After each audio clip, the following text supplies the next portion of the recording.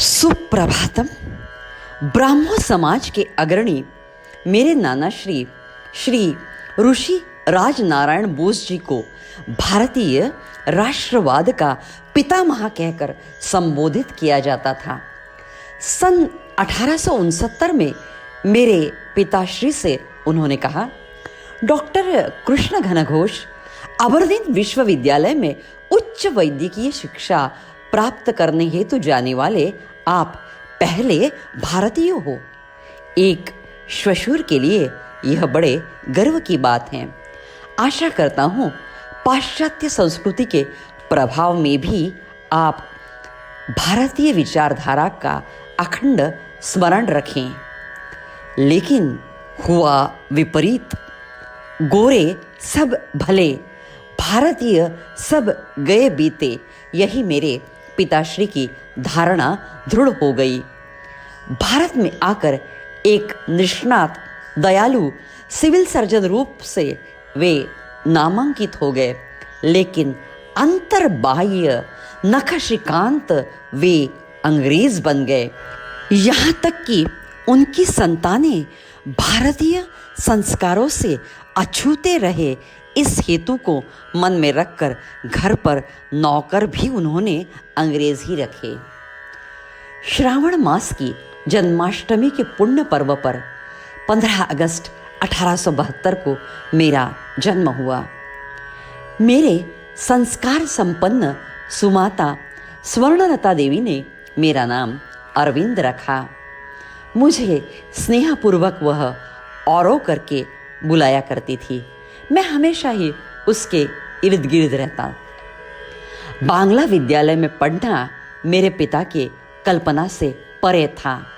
मात्र 5 वर्ष की आयु में मुझे भ्राताश्री विद्याभूषण एवं मनमोहन के साथ लोरेटो कॉन्वेंट स्कूल दार्जिलिंग में दाखिल कर दिया गया।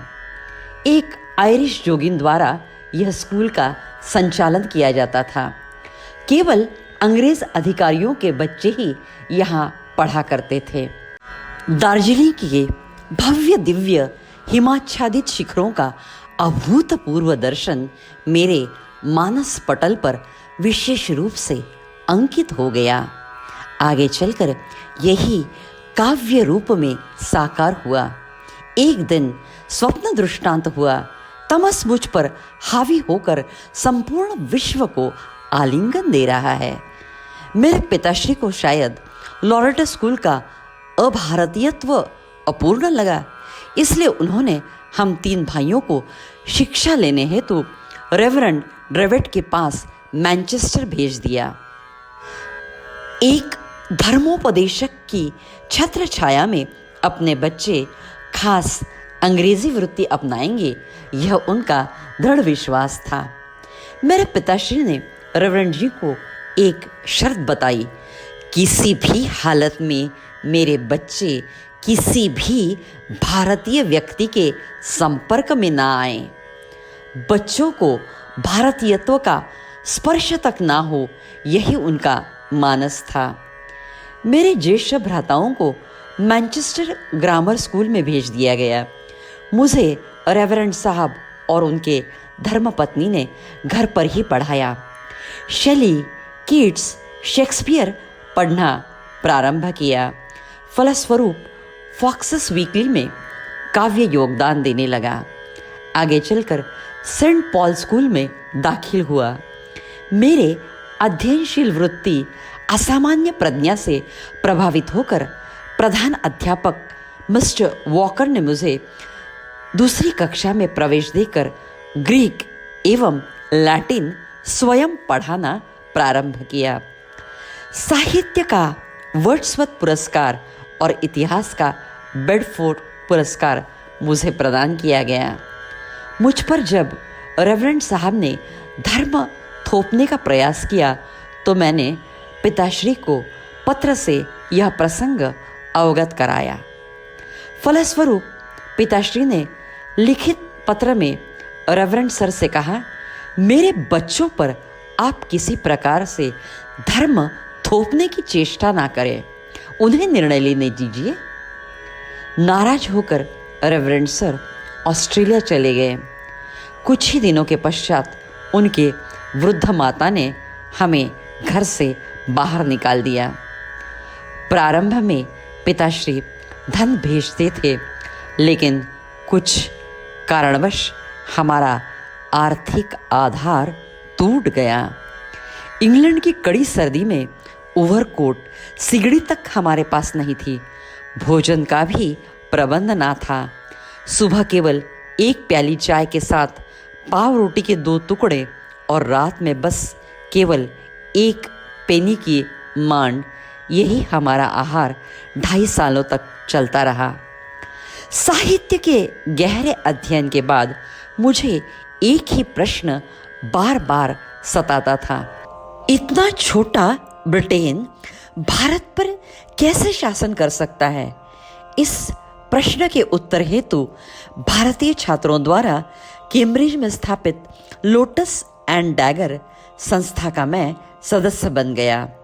अपना सारा जीवन भारतीय स्वाधीनता के लिए समर्पित करूंगा, यह प्रतिज्ञा कर मैं संगठन से जुड़ गया। आगे चलकर इंडियन मजलिस नामक संगठन का सचिव बना। आयरलैंड का स्वाधीनता संग्राम जोरों पर था।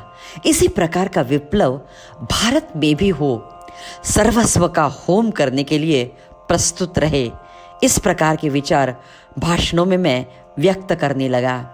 यथा समय ICS की परीक्षा हुई। परीक्षक ने अभिप्राय लिखा, 13 सालों में इतने सटीक परिचय जांचने नहीं मिले। अब बस केवल अश्वारोहण की परीक्षा बाकी थी।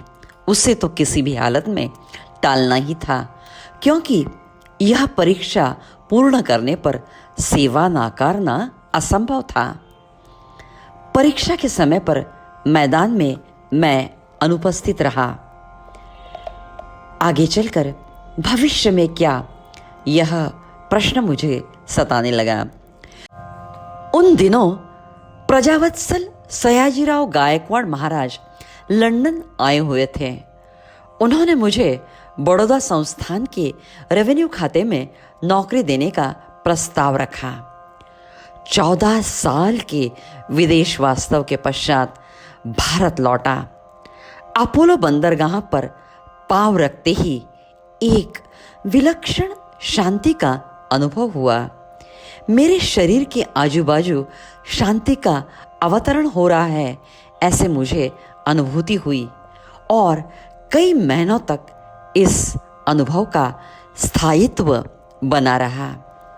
भारत पहुंचते ही पिता के वियोग का समाचार और मातृभूमि लौटने का सुख समाचार, यह परस्पर विरुद्ध भाव मन में एक साथ उत्पन्न हुए। शेष कथा भाग अगली कड़ी में। उम्र के 7वें वर्ष में शिक्षा पाने हेतु विदेश जाने वाले पहले भारतीय क्रांतिकारक योगी अरविंद जी को कोटि कोटि प्रणाम।